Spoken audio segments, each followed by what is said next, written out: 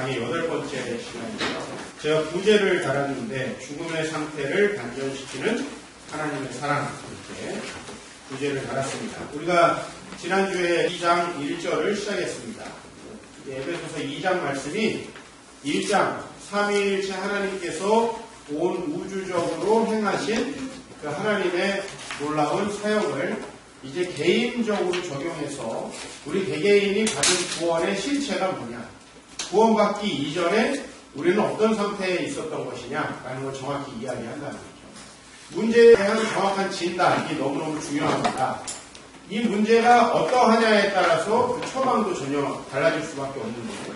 우리가 지난 시간에 우리의 상태, 우리 인류의 상태를 죽음의 상태라고 이야기한다고 했습니다. 여러분이 가지고 계신 성경 1절을 보면 그는 허물과 죄로 죽었던 너희를 살리셨다라고 되어 있습니다. 그런데 제가 지난주에 말씀드렸듯이 그가 살리셨다라는 말은 사실 1절이 아니라 5절에 있다. 여러분 5절 본문을 보면 허물로 죽은 우리를 그리스도와 함께 살리셨다. 여기 주어가 없어요. 주어가 그저 이건 1절로 가져갔어요. 그런데 사실은 이게 5절에 있는 것이고 1절의 주어는 너희는 이 주어다. 너희는 죽었다. 이게 1절의 이야기라고 했습니다. 그래서 제가 이것을 죽음의 상태가 뭐냐라는 것을 우리가 같이 공부를 했는데 그것이 뭐냐면 하나님의 통치로부터 단절되어 하늘의 풍성한 복을 누리고 살아갈 수 없는 상태. 제가 이것을 설명하기 위해서 고아를 비유를 들었습니다. 고아. 그러니까 우리 인류의 상태가 아버지 없음의 고아의 상태다. 하나님의 통치하심과 단절되다 보니까 그 통치로부터 나오는 풍성한 하나님의 은혜가 다 단절됩니다. 그래서 그 풍성한 하나님의 복이 없는 상태, 이것이 바로 죽음의 상태다. 그러면 그 죽음의 상태는 어떤 영적인 특징을 갖느냐? 여러분 성경의 2절을 보면 이 세상 풍조를 따르고 공중권세 잡은 자를 따라 사는 것이다. 지난주에 했던 거 기억나시죠?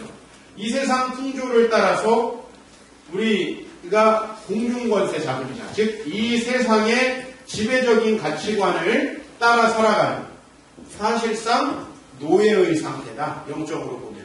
그래서 그것이 우리 개개인에게 어떻게 발현되냐면 3절에 보니까 육체와 마음에 원하는 대로 한다. 바로 이것이 이제 우리에게 나타나는 현상이죠. 우리의 육체와 마음이 원하는 것을 하는 거예요. 이게 바로 하나님의 통치가 단절됐기 때문에 우리는 우리의 마음과 육체에 원하는 것을 할 수밖에 없어요. 그것을 우리가 하게 될 때 바로 우리에게 어떤 일이 벌어지느냐? 바로 이 수많은 불행과 온 세계에 우주적으로 만연되어 있는 죄와 또 우리의 모든 결핍이 드러나는 거예요. 그래서 여러분은 3절의 마지막이 진노의 자녀였다라는 표현으로 끝납니다. 우리가 진노의 자녀다. 즉 진노의 자녀라는 건 하나님의 저주를 받은 무슨 신이 굉장히 미워해서 저주를 내린 그런 사람이다. 이게 아니고 하나님의 복이 끊어진 상태. 즉 여러분 다시 한번 여러분을 5살 먹은 아이라고 한번 생각해 보십시오. 그냥 아버지 없는 상태가 그냥 저주잖아요. 그 아버지 없음의 상태, 그 상태를 얘기하는 거예요. 우리가 하나님과 단절되어 있는 그 상태가 진노의 자녀다. 즉 하나님이 우리에게 하나님의 하늘의 복을 내려주시지 않는 상태, 그 상태가 진노의 상태다. 그 진노의 상태에서 여러분에게는 어떤 징후가 나타납니까? 먼저 첫 번째로 여러분의 개인의 삶이 행복하지 않습니다. 왜? 하나님으로부터 오는 신적 생명이 나에게 없으니까 당연히 나는 내 문제를 스스로 다 해결하면서 살아갈 수 없는 존재로 창조됐어요. 여러분은 하나님이 창조하셨잖아요. 그 하나님이 하늘의 신적 생명을 부여하셔야만 여러분은 진짜 행복한 삶을 살 수 있는 거예요. 그런데 그게 없으니까 스스로 외로움도 해결해야 돼요. 삶의 의미 없음도 해결해야 돼요. 공허함도 해결해야 돼요. 물론 경제적인 문제와 이 세상에서 필요한 모든 것들을 갖추는 것도 해결해야 돼요. 근데 그것에서 우리는 능력도 한참 부족하고요. 아무리 우리가 노력을 한다고 해도 얻을 수 없는 상태에 있어요. 그렇기 때문에 먼저 여러분 자신이 불행합니다. 나아가서 그런 우리가 서로 만나요. 본질상 진노의 자녀들끼리 만나서 가정을 이루는 거예요. 나도 내 삶을 채울 수 없는데 아내가 자신의 삶을 채워달라고 해요. 나도 내 삶을 채울 수가 없는데 남편이 내 삶을 채워달라고 해요. 거기서부터 가정의 지옥이 시작되는 거예요. 사실 이건 필연적인 겁니다. 하나님의 복이 우리에게 없는 상태에서 여러분이 노력해서 아름다운 가정을 이룰 수 있다면 복음은 필요 없다. 제가 말씀드렸습니다. 제가 여러분에게 말씀드립니다. 스스로 충분히 행복하고 여러분 개인도 행복하고 사회에서도 가치 있게 살고 스스로 여러분들이 좋은 가정을 이룰 수 있다면 교회는 여러분에게 필요 없어요. 혹시 내세가 걱정되신다면 80세 넘어서 오세요. 일찍 오셔가지고 괜히 이렇게 힘들게 살지 마시고 여행도 가시고 행복하게 사시다가 80세 넘어도 받아줍니다. 그러나 현세에 지금 우리는 이미 죽음의 상태에 있고 그 죽음의 상태의 열매들을 경험하고 있는 거예요.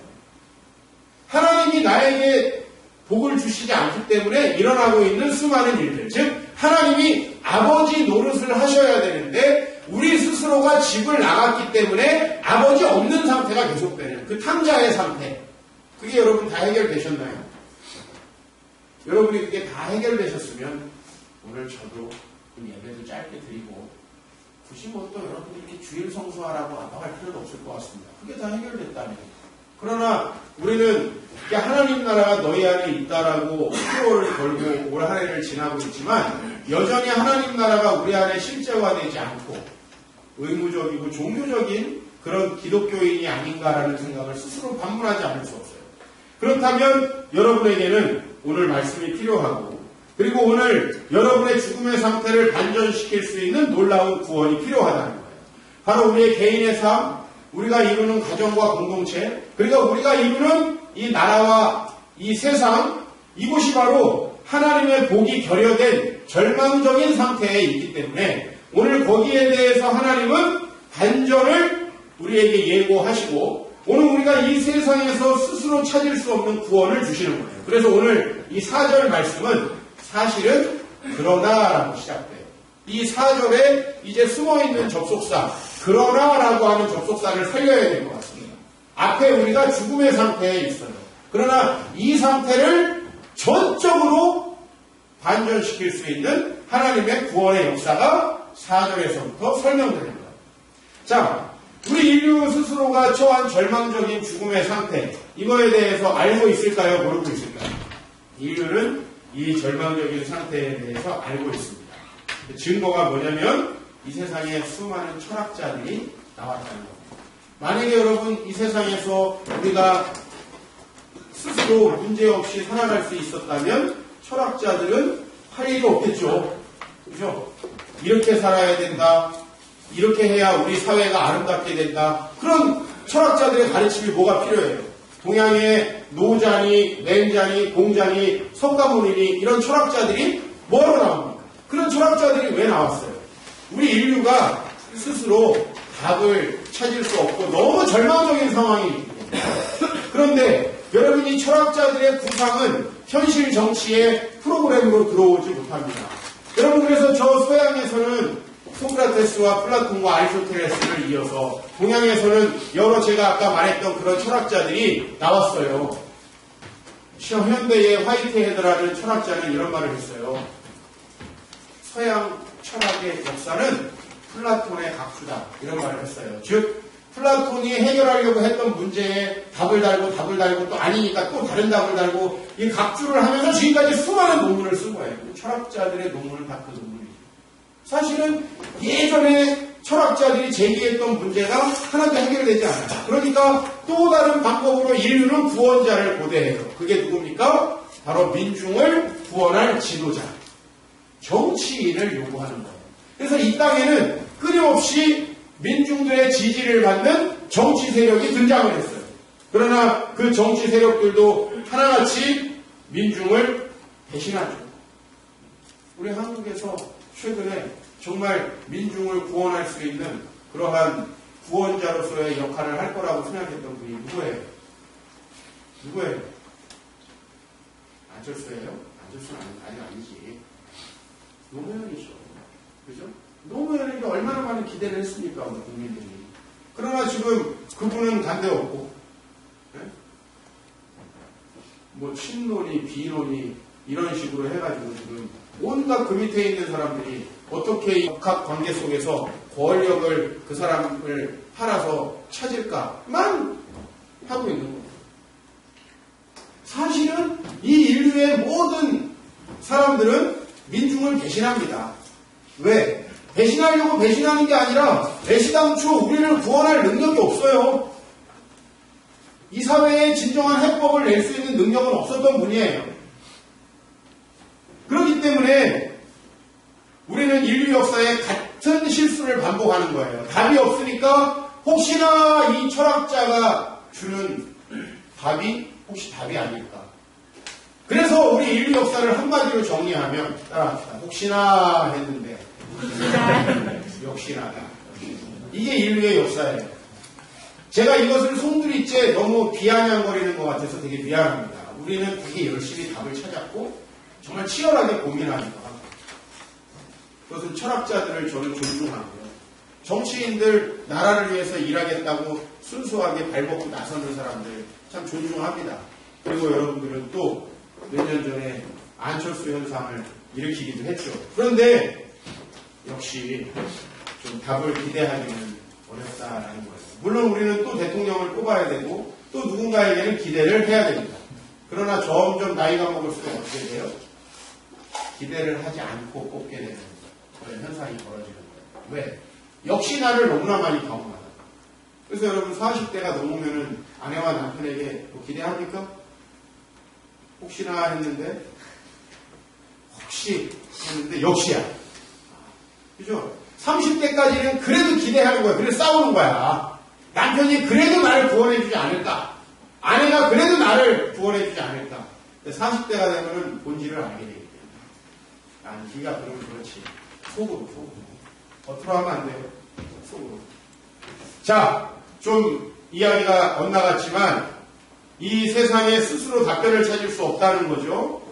세상을 창조한 하나님의 계시, 오늘 에베소서가 이 세상에 진정한 구원자가 나타났다라고 소식을 전하고 있습니다. 아니, 에베소서는 사실은 성경의 많은 이야기들을 종합한 짧은 진술이고 사실 성경 전체가 놀라운 반전의 소식이 우리에게 일어났다는 걸 알려주고 있어요. 이 진정한 구원의 소식, 반전의 소식을 우리는 복음이라고 얘기합니다. 사실 이것을 복음이라는 단어로 표현하기에도 너무 한탄스러워요. 훨씬 더 좋은 단어가 있었으면 좋겠지만 우리에게 마땅한 단어가 없고요. 우리 인류가 스스로 죽음의 상태에 있고 뭔가 문제가 있다라는 것은 알지만 특히 성각자들에 의해서, 철학자들에 의해서 이 세상에 문제가 있다는 것은 자각되지만 이 세상에 답이 있다는 것에 대해서는 자각을 하지 못해요. 영적으로 죽은 상태에 있습니다. 하지만 성경은 우리에게 그 구원의 소식을 분명히 전해주고 있습니다. 오늘 여러분이 어떤 문제를 가지고 어떤 인생에 필요한 것이 있어서 이 교회에 나왔는지 모르지만 제가 분명히 말씀드릴 수 있는 건 여러분이 하나님 안에 있으면 그 문제는 반드시 해결된다는 것입니다. 만약에 여러분의 어떤 문제가 해결이 안 된다면 복음이 아니에요. 왜? 우리를 구원하는 이 복음은 고작 내가 그 예수가 나를 위해 죽었다는 사실을 저 머릿속 한 구석에다가 꽁꽁꽁꽁 잘 간직해가지고 이 생각이 나중에 여러분이 죽은 다음에 효력을 발휘해가지고 여러분들로 하여금 지옥에 안 가게 만들어주는 그런 종교라면 나는 기독교를 믿고 싶은 생각이 없습니다. 그건 바로 구원파가 가르치는 기독교고 그 다음에 저 2000년 전에 영지주의자들이 가르쳤던 기독교예요.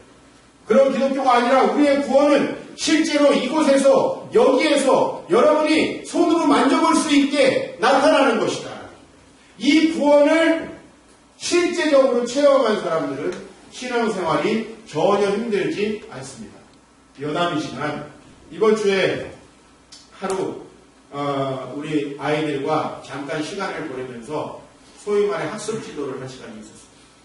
근데 우리 소위 말하면 아이들이 학교에 갔다 오면 우리 아이들이 해야 되는 일이 있어요. 여러분이 이미 잘 아시겠지만 성경 한 장 읽고 성경 한 2절 쓰고 그 다음에 국어니 수학이 자기들이 풀고 있는 문제집을 푸는 거예요.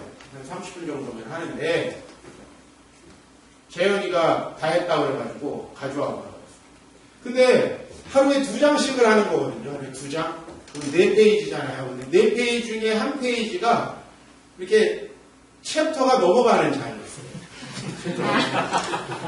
그래서 이제 석 장을 풀고 한 장을 거기에 포함시켜서 2장을 했어요. 가져왔어요. 근데 그 챕터가 넘어가는 곳에 재미난 질문이 있어요. 자, 나는 하고 했다. 요 사이에 나는 즐겁게 공부를 했습니다. 억지로 시켜서 했습니다. 여기에 이제 동그라미를 치는 게 있는 거예요. 근데 얘가 이걸 충실히 풀었어요. 그래서 거기에 나는 매일 꾸준히 공부합니다. 가끔 합니다. 여기 가끔에다가 동그라미 쳤어요. 이게 1번이에요. 두 번째는 나는 스스로 했습니다. 시켜서 억지로 했습니다. 시켜서 억지로 했습니다. 동그라미 쳤어요. 그 다음에 나는 즐거운 마음으로 했습니다. 짜증내며 했습니다. 짜증내며 동그라미 쳤어요. 이걸 왜 풀어가지고 시킨 나를 완전히 무한하게 만들었어요. 그래서 제가 지금 굉장히 고민입니다. 이게 목회를 어떻게 해야 될지도 고민이지만 우리 재현이에게 자유를 줘서 공부하고 싶은 마음이 들 때까지 계속 놀게 해줘야 되는 거지. 지금 고민이에요. 누가 현자가 있으면 답을 주시오. 마지막 문제는 나는 쉽게 풀었다, 어렵게 풀었다. 여기는 쉽게 풀었다는 거예요. 이거 아주 사실적으로 이러면 한 거예요. 근데 나는 다른 문제들은 눈에 안 들어오고 이 문제가 눈에 들어오는 거예요. 뭐 챕터가 바뀌어서 제목이 크게 있고 그 밑에 이렇게 자기 점검표가 있는데 아주 솔직하게. 그래서 혹시나 그래도 내가 기뻐하는 마음을 줄까 해서 재현아 이거 진짜 억지로 한 거야? 그랬더니 스스로 한 거 아니야? 아닌데. 내가 제2차, 3차 혹시 아니길 바라면서 계속 물어봤는데 억지로. 여러분, 이 신앙생활을 통해서 하나님의 구원의 이 현재성, 실제 여러분의 삶에 피부로 나타나는 이 구원을 체험하지 못한 채로 여러분들이 매주 주일날 교회에 나오고 더더욱이나 헌금을 하고 더더욱이나 시간을 따로 내서 봉사도 하고 이거 너무너무 어려운 일일 겁니다. 이거 억지로 하시는 분들 손주고 싶어요. 대단한 거예요, 진짜. 그래서 여러분들이 둘 중에 하나가 될 거예요. 계속 이 하나님의 구원이 와닿지 않고 내 아이에게 체험이 안 되면 신앙생활을 언젠가 여러분이 포기할 가능성이 많이 있어요. 그러나 여러분들이 정말 이 하나님의 구원을 실제적으로 체험하고 훈련해서 여러분들이 그 하나님의 나라가 여러분 안에 충만한 상태가 되면 절대로 신앙을 포기하거나 다시 과거로 회귀하고 싶지는 않을 거예요. 그래서 여러분 혹시 억지로 혹은 여러분들 큰 마음이 없는데 아직 나는 느껴지는 게 없는데 오시는 분들은 빨리 여러분들이 이게 진짜인가 아닌가 하는 것을 결론을 내셔야 됩니다. 억지로 오래 못합니다. 진짜인가? 목사님이 얘기한 이게 진짜인가? 아니 나는 그냥 죽은 다음에 천국 가려고 적당히 지금 티켓 갱신하러 온 건데 그게 아닌가? 티켓 갱신 매주 하러 올 필요 없어요. 그리고 유럽에 가보니까 천국 티켓 갱신은 부활절하고 크리스마스 때 해주던데 그때 한 번씩 와서 성찬식 참가하면은 티켓 갱신이 돼요. 그런 건데 성경적인지는 모르겠어요. 그 동네에서 내가 유럽에 가서 노방전도를 해보니까 많은 사람들이 자신을 크리스찬이라고 얘기해요. 교회에 가냐 그러니까 2번 간다. 아, 2번만 가도 갱신은 되는구나. 그냥 제가 스스로 생각을 해봤습니다. 자, 오늘 여러분들에게 정말 이 소식이 기쁜 소식이 되기를 원합니다. 4절에 금율에 풍성하신 하나님이 우리를 사랑하신 그 큰 사랑을 인하여 하나님의 사랑에 대해서 어떤 다른 말을 또 할 수 있을까요? 너무나 많이 되어서 너무나 진부해져 버린 이야기. 그러나 우리가 하지 않을 수 없는 여러분에게 주시는 모든 구원의 동기 사랑하지 않을 수가 없는 거예요. 여러분이 부모로서 때로는 이런 생각 안 듭니까? 먹을 거를 가지고 쫓아다녀. 근데 안 먹는다고 난리를 쳐요. 확 엎어버리고 싶지 않아요? 그런 충동이 있으셨던 부모님 한번 손 들어보세요. 나만이에요?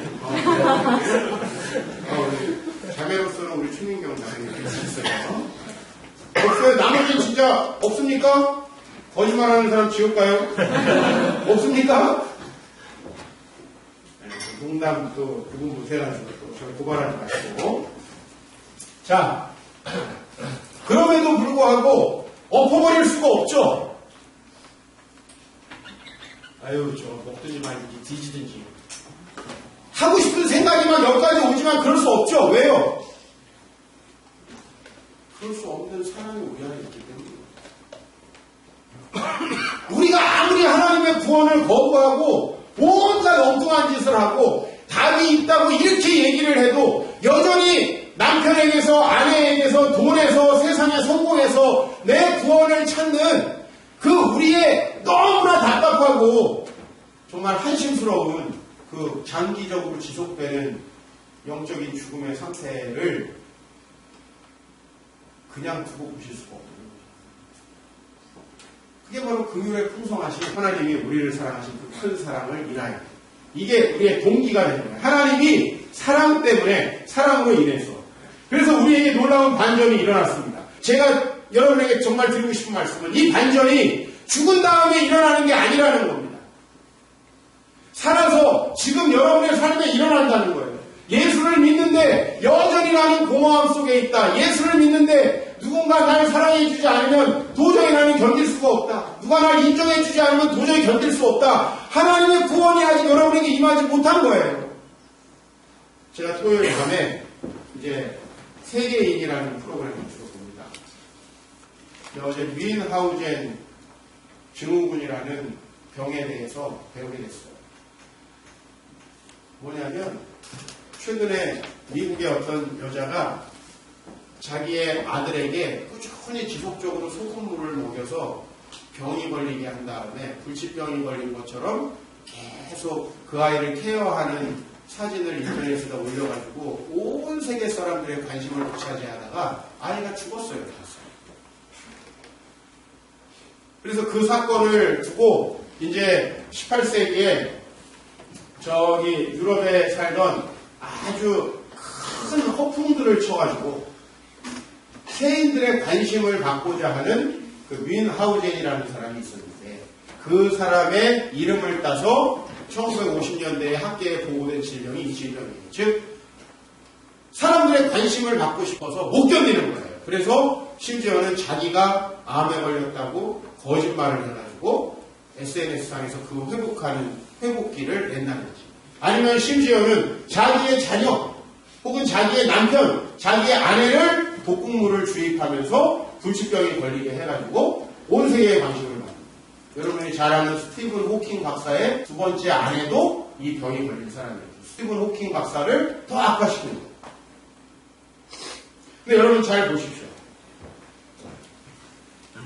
왜 우리가 이런 문제에 봉착합니까?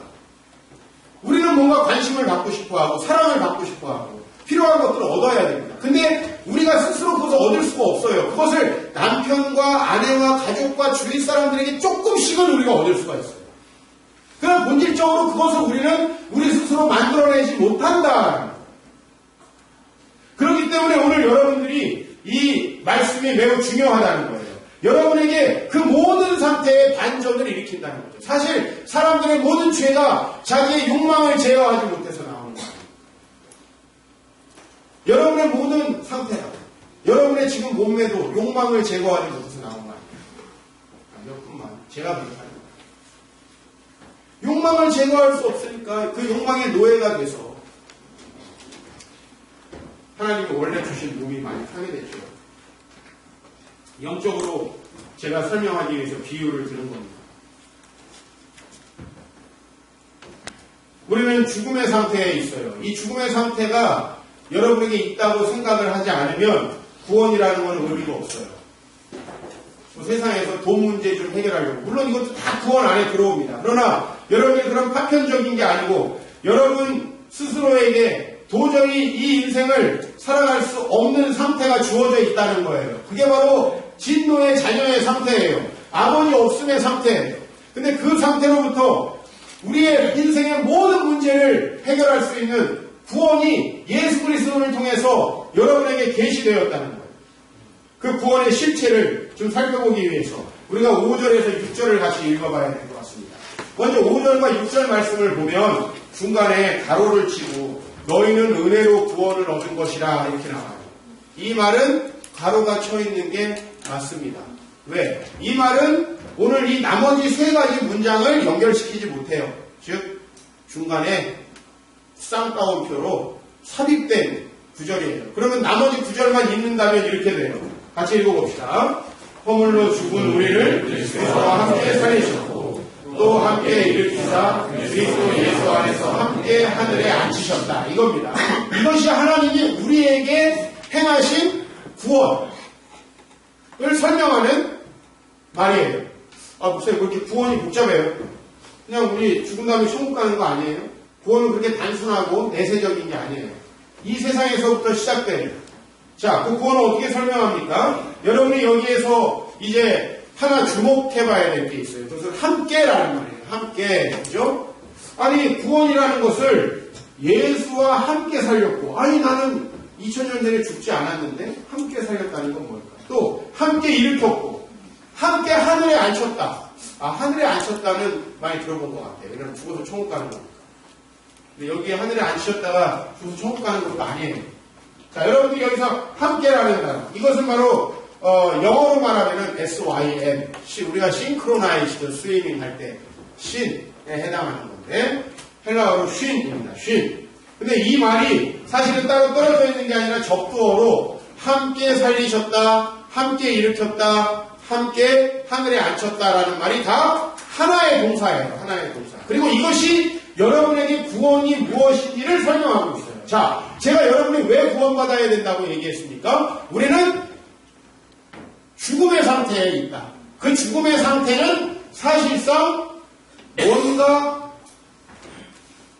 나를 통치하는 하나님의 선한 통치에 의해서 내 삶이 움직여지는 게 아니라 뭔가 내가 따르면 안 되는 내 육체의 욕망들을 따라서 내가 움직였다. 즉, 여러분 이렇게 한번 비유를 듭시다. 다이어트를 하려는 내 계획에 따라 움직이지 못하고 치킨을 배달하러 지나가는 오토바이를 따라 우리가 움직입니다. 이렇게 제가 비유를 듭니다. 원래 나는 건강한 몸을 유지하기 위해서 다이어트를 하려고 마음을 먹었어요. 근데 집에 들어가려고 하니까 여기서 국내 치킨을 이렇게 배달하는 오토바이가 지나가면서 냄새를 풍기고 왔어요. 이런 거예요. 그 냄새를 따라 살 수밖에 없는 것이 우리의 본질이라는 얘기예요. 그게 세상의 풍조예요. 그래서 자기의 온갖 욕망대로 살아갈 수밖에 없는 상태가 죽음의 상태예요.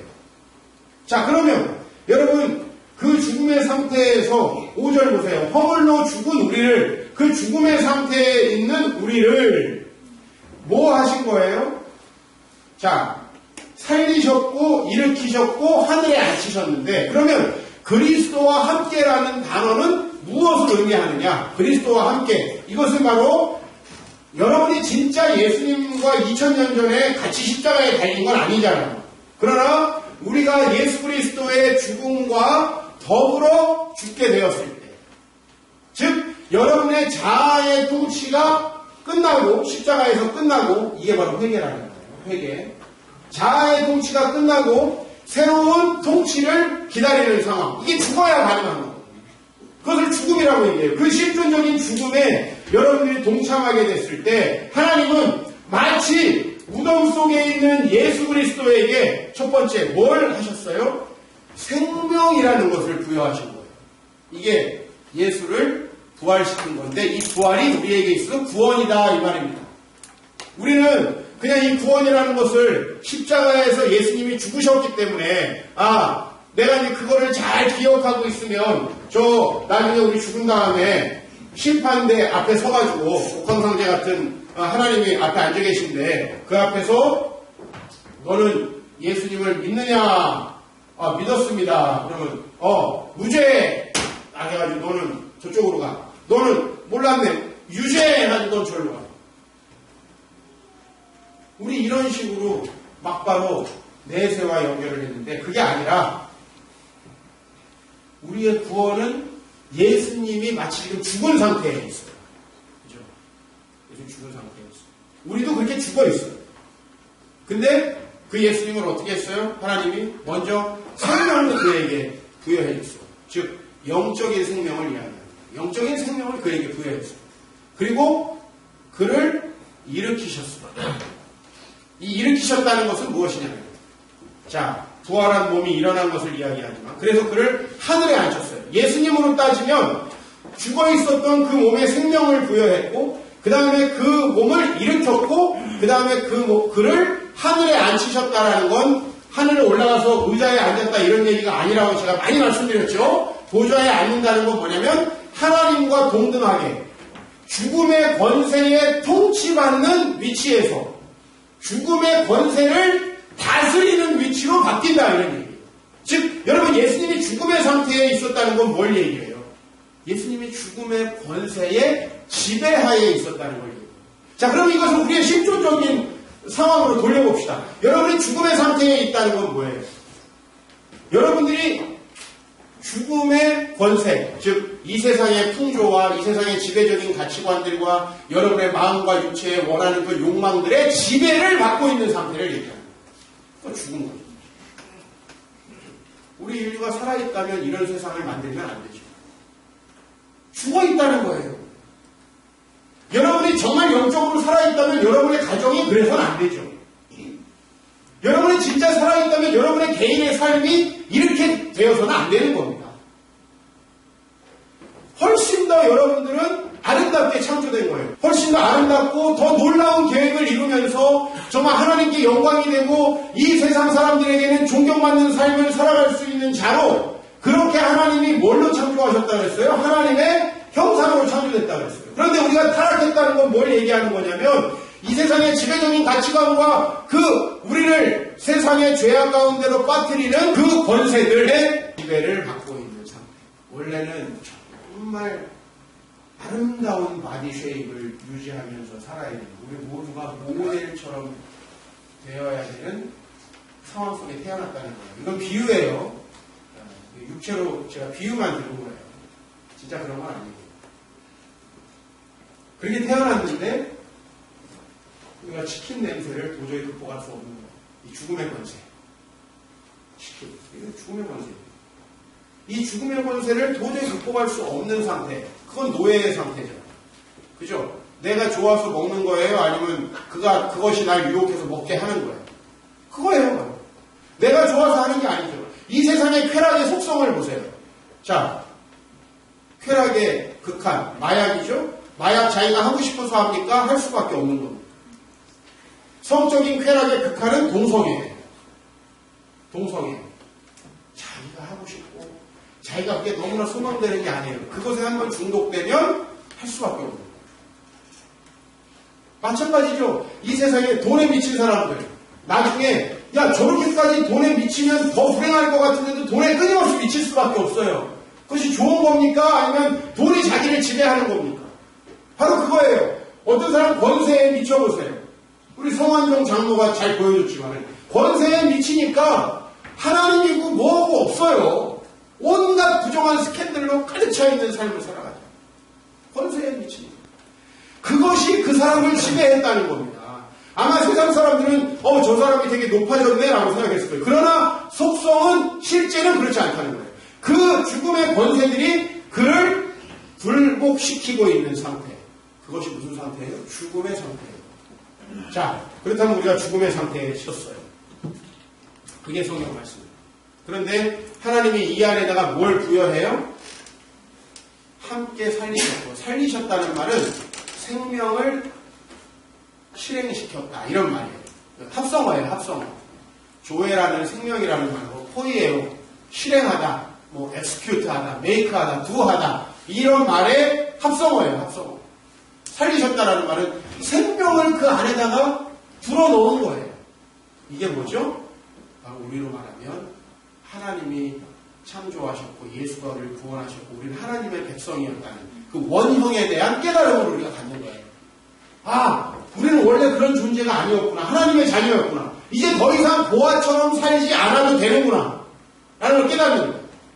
자, 그리고 그를 일으킨다는 말은 무슨 말이냐면 원래 여러분이 이렇게 죄를 지을 수밖에 없는 존재로 창조된 겁니까?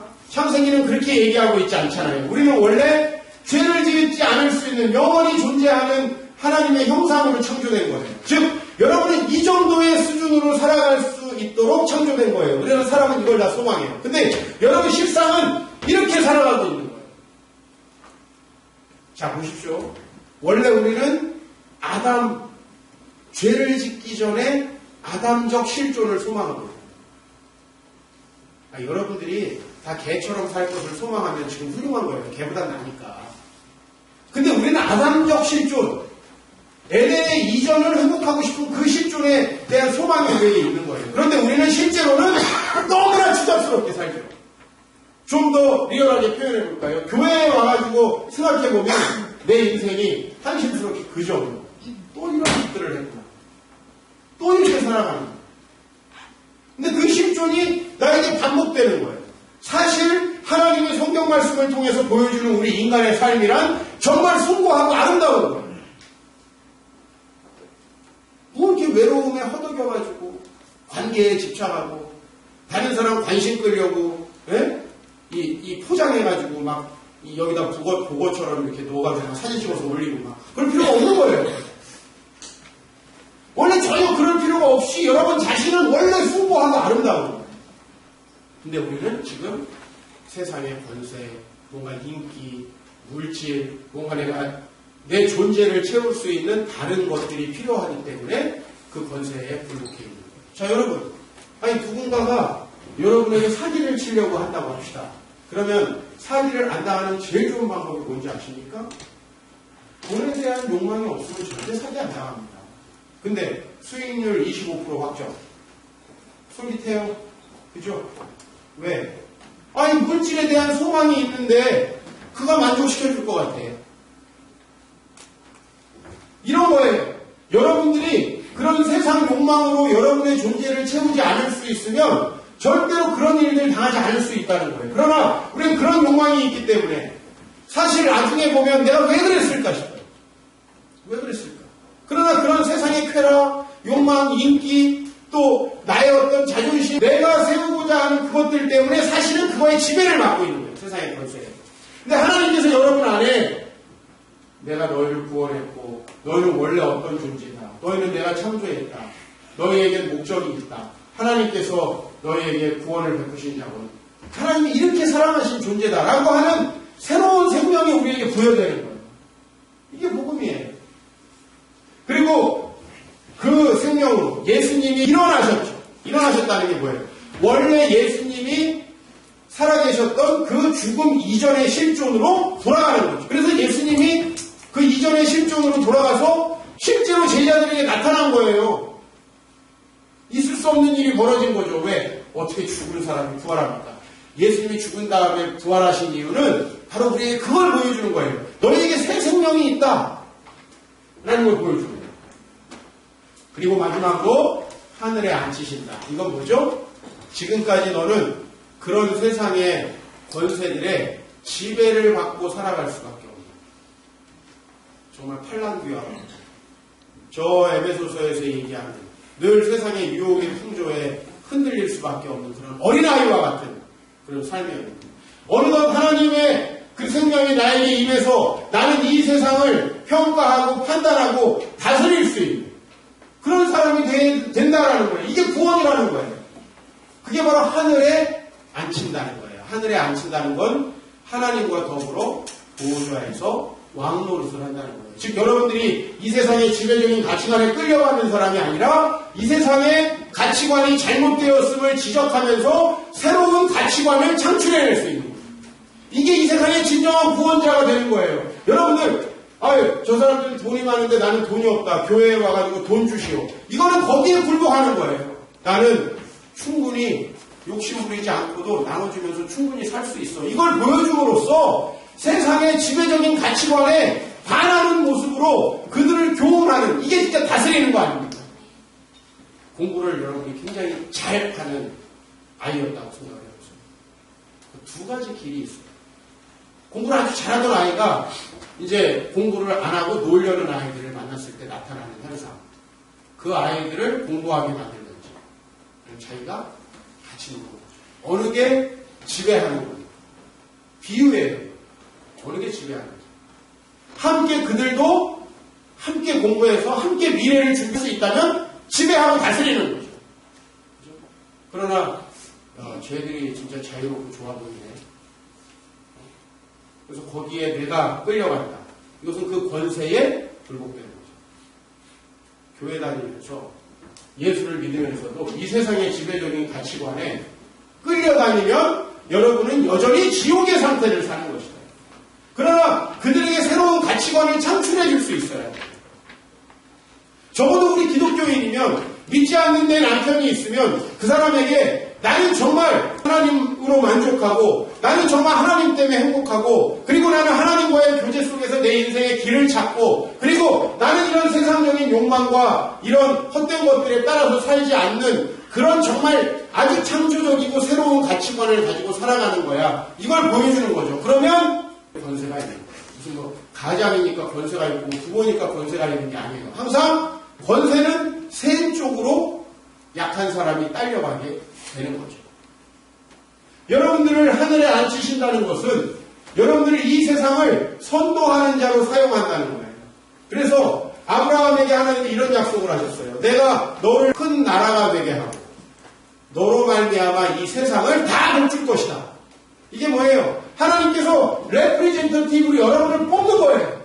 이 세상의 많은 사람 중에서 교회를 하나님 뽑은 거예요. 그래서 내가 너를 우선 복을 줄게.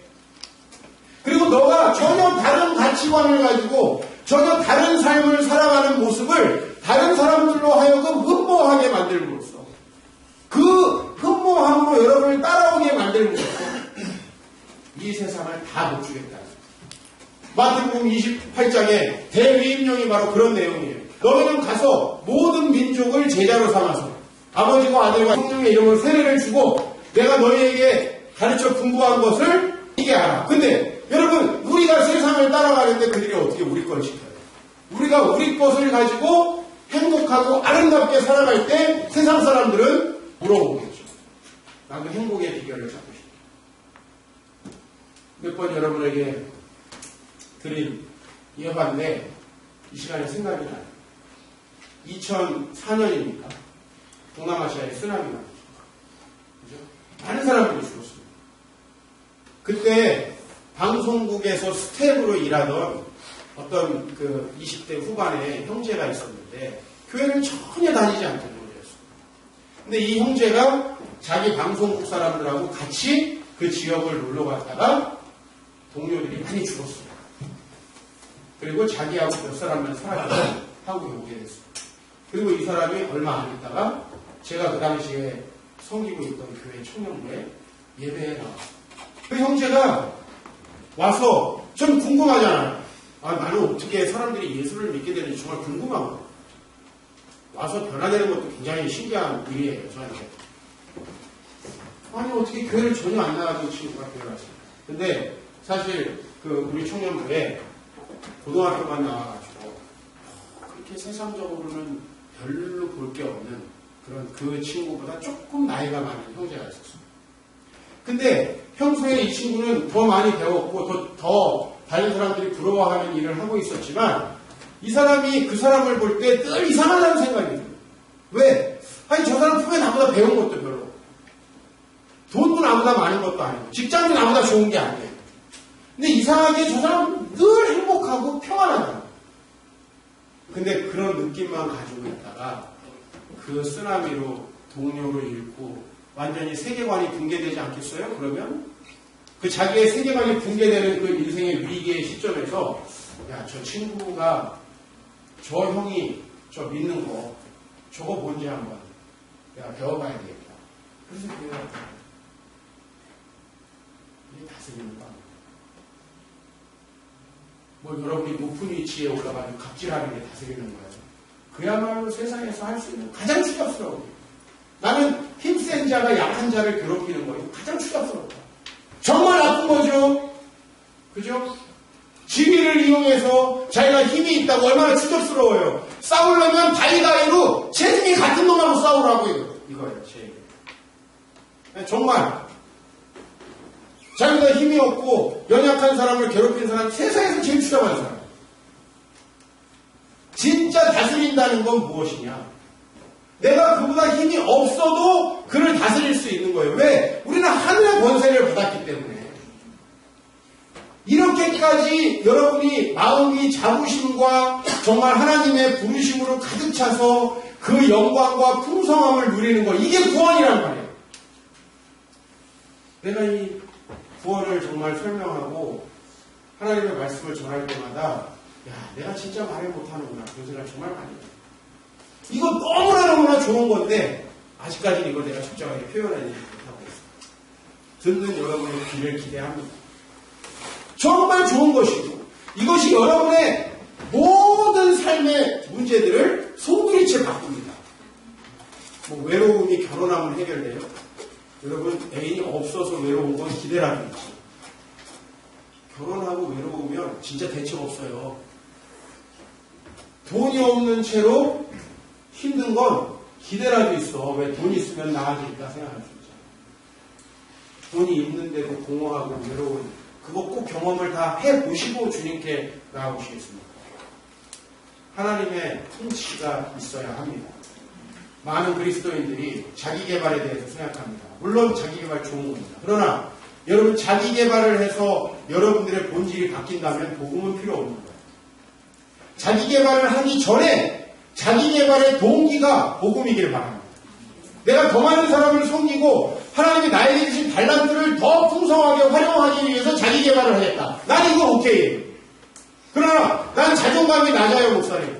그래서 편입도 하고 대학원도 가고 난 자존감이 낮기 때문에 더 좋은 직장으로 어떻게 하든 내가 이 주말에라도 학원을 다녀가지고 이직을 하고 이러고 싶다면 이건 아니에요.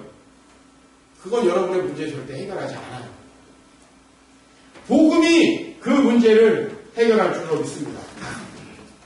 성경이 얼마나 많은 이야기를 하고 있습니다. 데살로니가 5장 10절에 보면 제가 확인을 시켜드립니다. 예수께서 우리를 위하여 죽으사 우리로 하여금 죽은 다음에 천국 가게 해요? 아니에요. 여기 보세요. 깨어있든지 자든지 자기와 함께 살게 하려 합니다. 이게 구원이에요. 함께 사는 거예요. 예수와 함께. 골로새서 2장 보세요. 범죄와 육체의 무할례로 죽었던 너희를. 이거 무슨 얘기예요? 그런 죄의 지배를 받고 있는 거예요. 이 죄악된 경향이 세상의 지배를 받고 있는 거예요. 세상을 따라하는 걸 정말 속된 말로 쪽팔린 줄 알아요. 교회가 세상을 따라하는 거예요. 세상의 권력자들하고 빌붙어서 1억 하나 따내고 세상의 권력자들이랑 친하게 지내가지고 거기서 뭔가 인맥 쌓아가지고 해보려고 하는 추접스럽고 창피한 걸 알아야 됩니다.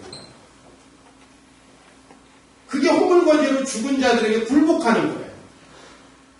근데 하나님께서 그렇게 죽었던 너희를 예수와 함께 살리셨다. 그래서 여러분에게 필요한 건 뭐냐? 로마서 6장 3절이에요. 무릇 그리스도 예수와 합하여 세례를 받은 우리는 그의 죽으심과 합하여 세례를 받은 줄을 알지 못합니다. 즉 여러분에게 새 생명의 통치가 일어나기 위해서는요. 과거에 여러분의 통치했던 것을 버려야 돼요. 자, 여기 내가 고아였습니다. 다시 고아의 비유로 돌아갑니다. 고아는 누구한테 물어볼 게 없죠. 자기가 결정하고 자기가 구하고 자기가 행동하고 자기가 구하면 자기 거잖아요. 그렇죠? 근데 아버지가 왔어요. 나같이 악독한 아버지가 생겼다고 하십시오. 야, 나는 내 마음대로 하면서 아버지는 돈만 줬으면 좋겠다. 그런 아버지는 없어요. 아버지는 저 외국에 있으면서 돈만 보내고 실제로 나에게는 아무 영향을 미치지 않았으면 좋겠다. 그런 아버지는 없다고. 하나님은 더 안 그러셔. 하나님이 우리에게 주신 약속이 뭐죠? 무시무시한 약속. 내가 너희와 함께하리라. 임마누엘의 약속. 여러분의 속 안에 들어가서 함께하겠대요. 이게 무시무시한 건데 다 좋아하더라고. 그게 이게 무슨 의미를 갖는지 아십니까? 여러분의 인생을 송두리째 좌지우지하겠다는 거예요. 아직도 믿을 생각이 있으세요? 내가 기독교의 실체를 알려드릴 테니까 아니시면 빨리빨리 떠나세요. 힘들어요. 내가 너희와 함께 하겠다가 좋냐고. 물론 우리는 선별적으로 좋을 때가 있어요. 지금 내가 미치겠다. 어렵다. 그때는 좀 같이 했으면 좋겠어. 근데 지금 하나님이 오셔가지고 뭐 딴 거 하라 그러면 안 될 것 같다. 그때는 임마누엘이고 나발이고 다 필요 없지. 그냥 임마지 임마. 다 필요 없지. 이런 식의 기독교는 없다는 거예요. 아버지가 왔다면 모든 축복과 공급하심과 함께 그의 통치를 가져오는 거예요. 그래서 실존적으로 여러분들이 그리스도와 함께 세례를 받는다면 그의 죽으심 뭐예요? 내 육체가 마음이 원하는 대로 하던 상태를 내려놓은 어디 고아적 시절대로 살으라고 해요. 내 혼자 결정하고 내가 돈 벌면 다 내 거고 어디 이런 고아적 시절로 살면서 필요할 때만 도와달라고. 우리 아이들을 키우니까 나는 여러분들의 그런 속성을 잘 알아요. 아빠가 완전히 없어지길 바라지 않아요. 우리 애들. 왜? 그와 함께 많은 게 같이 사라질 거를 알아요.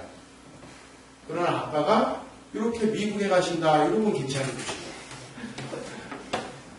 요 돌아올 게 보장돼 있고 그간에 엄마랑 같이 있으면서 아빠는 돈을 보내줄 테니까. 여러분 이런 정도의 신앙은 없어요. 나는 그들과 함께 하지 못하지만 아버지는 어떻대요? 너희와 함께 하리라. 6장 8절. 만일 우리가 그리스도와 함께 죽었으면 그와 함께 살 줄을 믿는다. 맞습니까? 죽어야 사는 거예요. 네. 내가 전혀 바뀌지 않으면서 내 주권이 전혀 하나님께 전이되지 않으면서 하나님의 복이 임한다. 이런 건 있을 수가 없는 거예요. 하나님은 우리 안으로 들어오셔야 합니다. 그러므로 여러분, 여러분의 주권이 종결되고 하나님의 주권이 여러분에게 나타나는 과정 속에서 로마서 8장 17절은 영광을 받기 위하여 고난도 받아야 한다고 얘기하고 있어요. 즉, 이 세상에서 여러분 자아의 통치가 끝난 불편한 점도 있어요. 옛날에 고아도 살 때는 내 맘대로 했는데 이제는 아빠가 자는 시간도 통제해주고 먹어야 될 양도 통제하고 아이고 불편하다. 그리고 자꾸만 나누라고 합니다. 아이고 불편하다. 그래서 여러분 결단이 요청됩니다. 주일날의 주권 필요하죠. 주일 성수에서부터 이 주일날 뭐하는 시간이에요? 한번 예배드리는 시간이 아니고 여러분의 주권을 이양하는 시간이에요. 정말 나를 위해서 살던 삶을 중단하고 하나님과 이웃을 위해서 사는 걸 연습하는 시간이에요. 연습하는 시간이에요. 힘든 거 다 알아요. 김연아, 소년제 이 사람들 훈련하는 얘기 들으면 정말 그 피겨 이런 거 못합니다. 얼마나 힘든지 몰라요. 그러나 그 훈련하는 시간들 힘들지만 그것이 영광을 가져다 주죠. 기독교인이라고 해서 우리 너무 날로 먹으려는 거 아닙니다. 예배 때 1시간 시원한 에어컨 밑에서 잠깐 앉아있으면 천국 티켓이 자동 연장된다. 이런 식의 기독교 이거 한국 사회에 소망이 전혀 없습니다. 하나님의 주권을 인정하시기 바랍니다. 그리고 여러분 6일간의 시간도 가급적이면 여러분 이기적으로 사용하지 마시고 이웃들을 위해서 상대방을 위해서 내어놓는 시간입니다. 물질의 주권이 필요합니다. 여러분이 주님 앞에 드리는 11조와 모든 헌물에서부터 이웃을 위한 나눔까지 이 물질의 주권이 인정되지 않으면 하나님이 여러분의 삶의 영역을 다스리지 못합니다. 관계의 주권이 필요합니다. 여러분 세상적인 관계에서 즐거움을 누리던 거 관계를 갖지 말라는 얘기가 아니고 그것이 여러분의 즐거움의 요체가 돼서는 안 된다는 거예요. 하나님과의 영적인 친밀함이 여러분에게 요체가 돼야 돼요. 저도 하나님과 떠났을 때 얼마나 세상에서 친밀함을 느꼈는지 몰라요. 매일매일 술판을 보냈어요. 즐거웠어요. 그래야 잠깐이에요. 그리고 여러분의 도움이 필요한 사람들과 관계를 맺으십시오. 이 세상 사람들은 다 자기에게 도움되는 인간들하고 인맥을 맺으려고 하죠. 그죠? 그게 너무나 뻔히 보여요. 저도 제 주위 사람들에게. 그러나 우리는요. 어려운 곳을 향해서 손을 내밀어야 합니다. 그들이 우리에게 전화하지 않더라도 손을 내밀 수 있습니다. 그리고 마지막으로 인생의 주권입니다. 우리의 인생은요. 열심히 짜내고 나만 성공해서 잘 되는 인생이 되지 않습니다. 하나님도 기뻐하시고 이웃들에게도 평화가 되는 일이에요. 내 일이, 내 존재가 나만 좋고 아내는 힘들다. 그 가정은 아주 잘못된 가정입니다. 자식은 좋은데 부모는 쌩고생한다. 그건 별로 아름다운 가정 아니에요. 내 존재 자체가 하나님께도 영광이 되고 사람들에게도 평화가 됩니다. 그래서 누가복음 2장 14절에 이렇게 얘기했죠. 지극히 높은 곳에서는 하나님께 영광이고 땅에서는 기뻐하심을 입은 자들 중에 평화로. 예수님의 인생이 그랬어요. 우리도 그걸 닮아가요. 이렇다면 왜 교회가 사회에서 지탄을 받겠습니까? 그렇죠? 아마 모든 사람들이 교회를 배우려고 오겠죠. 그래서 우리의 목표는 이제 에베소서 4장 3절에 나오듯이 온전한 사람이 되는 거예요. 온전한 사람. 그래서 이 세상에 갑질하고 군림하는 마가복음의 말씀 보면 임의로 주관하고 권세를 부리는 이런 자기의 욕망이 가득한 세상에서 그걸 끝내고 모든 사람의 종이 되고 섬기는 자로서 살아가는 거예요. 이게 진짜 권세다. 진짜 권세. 여러분 아내와 남편은요 섬겨보십시오. 서로 네가 해라 이런 게 아니라 상대방이 당신 왜 그래? 할 때까지 설거지를 하는 거예요. 당신 왜 그래? 이럴 때까지 너무 친절하게 하는 거예요. 네가 알던 나는 죽었어. 네가 알던 나는 죽었어. 이래야 되는데 목사님 공평하게 나눠주세요.